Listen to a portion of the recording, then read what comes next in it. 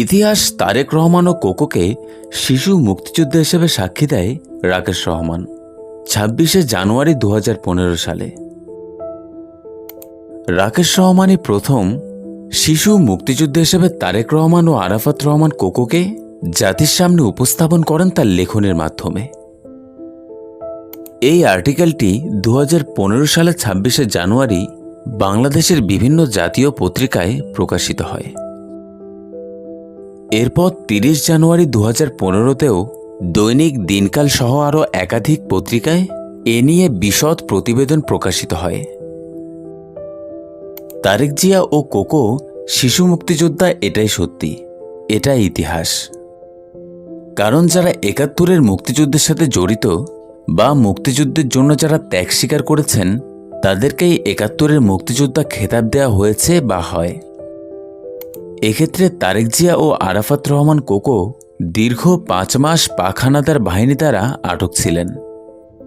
অর্থাৎ তাদের স্বাভাবিক জীবনযাত্রা ব্যাঘাত ঘটিয়ে তারা ওই শিশু বয়সেই দেশের জন্য ত্যাগ স্বীকারের মাধ্যমে বাংলাদেশের স্বাধীনতার জন্য যুদ্ধ করেছেন।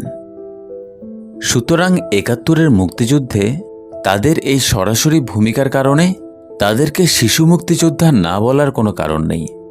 আর এই ক্ষেত্রে ইতিহাস তারেক জিয়া এবং আরাফাত রহমান কোকোকে শিশু মুক্তিযোদ্ধা হিসেবে সাক্ষী দেয়।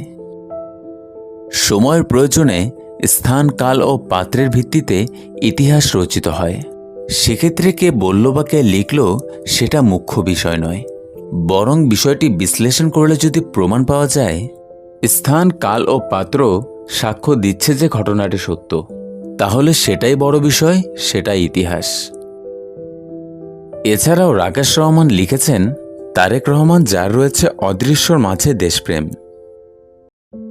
কারণ এতদূর থেকে শুধু জাতীয়তাবাদী দলের জন্যই তারেক রহমান কাজ করেছেন তা নয়, বরং দেশ নিয়ে যে পরিকল্পনা করেছেন তা পূর্বে কোনো রাজনৈতিক নেতার কাছ থেকে জাতি পায়নি।